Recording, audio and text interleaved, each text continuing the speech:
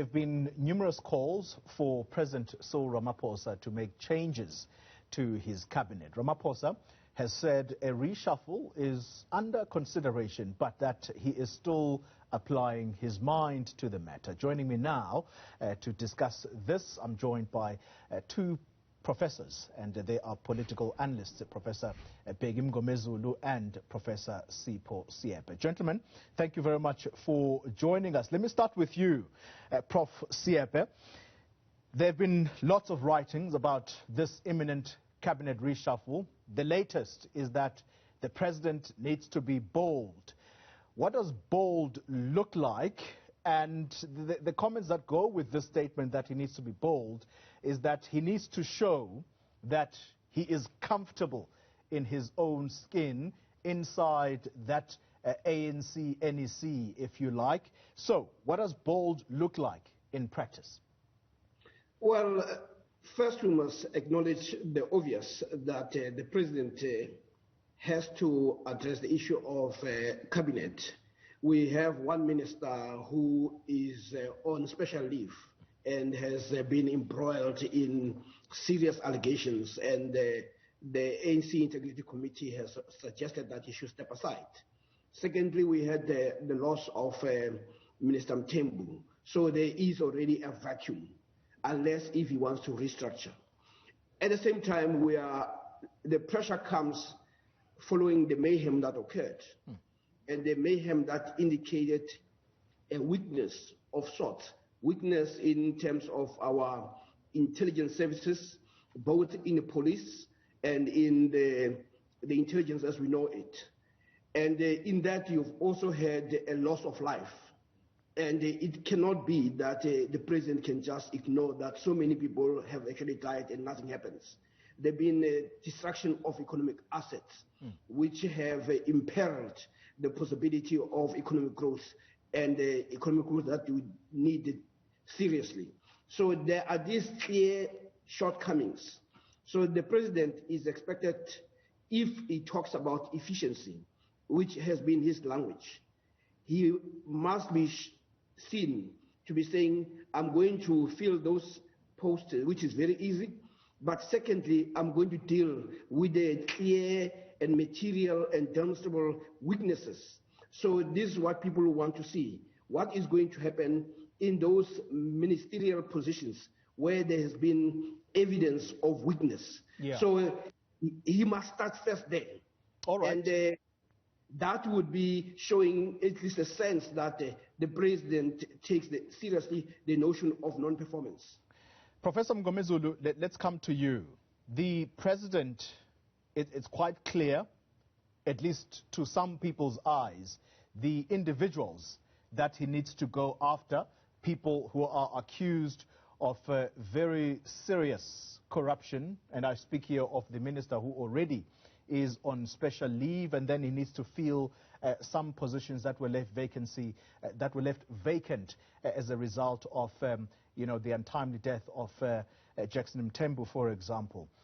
But the question here, Prof, is about how the president can reshuffle those that are implicated and mired in issues of corruption. Does he have room to leave those who may not necessarily be charged or placed on special leave, but are very much mired in controversy when it comes to the allegations that have come out of state capture? No, thank you very much for having me and for these questions. And I appreciate the comments by my colleagues, Prof. Seepe, whom we happen to read from the same script with. So most of what he has said, I totally agree with him. The president has to walk the talk. When he ascended into this position, he gave the nation hope that he was going to do things differently, which in my view, in fact, was setting himself for disaster, because we have seen this happening across the continent when President Xoli Mngambi talked about the new dawn, when the late Frederick Chiroba seemed to be reading from a new page, and then in the end, it turned out to be worse than his predecessor. So in this case, I think the president is pressed between the rock and the hard place. On the one hand, he has to act, like Professor Seepe was saying. he has to act and he has to replace the late Minister Jackson Mthembu. But then, of course, given the recent developments where you had ministers of the security cluster reading from different hymn books, and then people would be expecting him to act on that one as well. On the issue of the Minister of Health, I think there is a problem, there is a challenge there. On the one hand, the minister is on special leave, so which means that he has not been relieved of his duties. And then secondly, there is a report from the Integrity Commission of the ANC, and then there is a report from the SIU. So what the president then needs to do is to study both reports closely, of course, bearing in mind that in 2005, former President Mbeki released his Deputy President Jacob Zuma after the judge in Durban had ruled that Shabir Sheikh had an unsavory relationship with then Deputy President. Then he released him immediately. So the nation cried foul and said it was as if the President Mbeki, was already waiting for the opportunity. When the opportunity presented itself, then he acted. Yeah. So on the one hand, then you would expect the president to act on the minister, that is Minister Xoli Mngambi. But on the other hand, at the moment, we don't know the details of the SIU report. Only him has access to that. So let's give him the benefit of the doubt. But the reality of the matter is, as Professor Seepe is saying, the nation is expecting him to act. And at the moment, he has not acted since he assumed this position, partly because of the factions in the ANC. So he's trying to tread carefully so that it doesn't offend others. But as a leader, you have to have a backbone and take a firm position for as long as you have given yourself enough time to ventilate the issues and then take a firm position. So he has to act, and sooner than later. Professor Seepe, on that very element of factionalism, we know that it is a reality in the ANC. The party itself has acknowledged this on a number of occasions. How does the president mount a cabinet reshuffle whilst at the same time avoiding being seen as having been factional in his approach? Well, first of all, the president has created expectations. And if he does not act, then there's going to be a problem. Secondly, a precedent has been set where whenever there was serious allegation against certain people, you've seen the party act quite effectively and resolutely and with determination. The notion that said with the step aside on some people would expect that if some people were forced to step aside, you can't ignore all these reports that are emerging, because there doesn't seem to be a counter narrative that suggests there's something different. So he must be seen, if you're going to trust your integrity committee and you're going to be guided by it, you can't this time ignore it. Yeah. At the same time, my colleague is also correct that he needs to be very careful, because we know, for instance, we had somebody in the MEC in Gauteng who was also mired in controversy, and it was removed, the Minister of Health, and he went to court, and the court actually ruled in his favor, suggesting that most of the reports were simply a person being found guilty in a court of public opinion. But the court could not find evidence that Minister Dr. Masuku was actually involved in graft. Yeah. So there's that reality. And as my colleague says, the president is the one who's got the document. But what we're getting suggests that something needs to be done, and he needs to assist the nation. It cannot wait. But most importantly, when you create expectations, you must be seen to be consistent. If you fail to be consistent, then people will say, yes, you have also embroiled yourself in factional politics of the ANC. And here, when you talk about reshuffle, you also must talk about the incompetence that is evident. Yeah. There are ministers.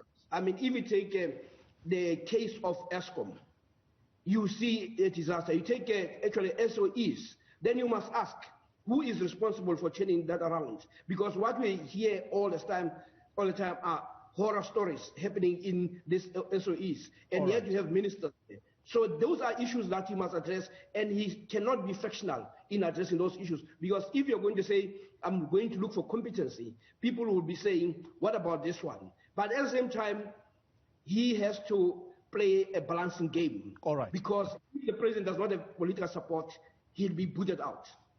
Prof. Seepe, thank you for that. Then, finally, Professor Mngomezulu, two questions in one.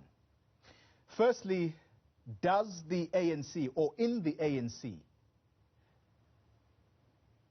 are there a pool of young people that exist that can be brought in to rejuvenate what many people are seeing as very tired and just lethargic people who are in this cabinet? Can he reinvigorate this with young people who are capable?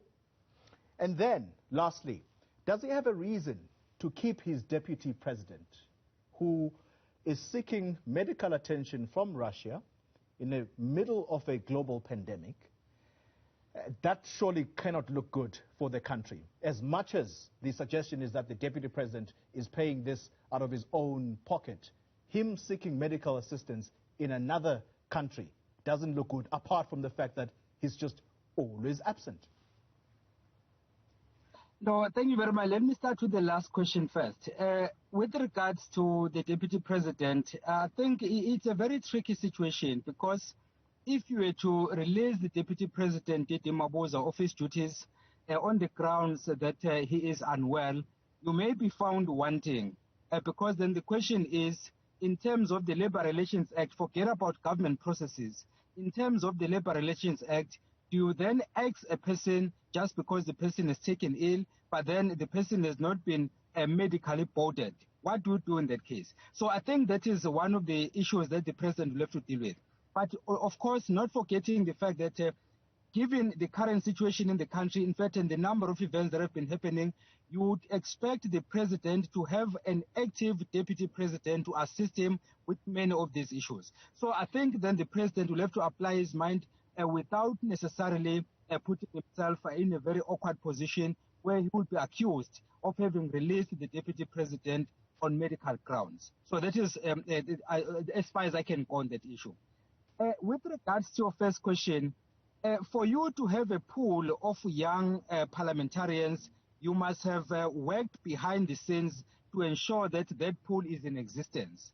The question we should be asking ourselves is, since 1994, how many youngsters has the ANC brought into parliament?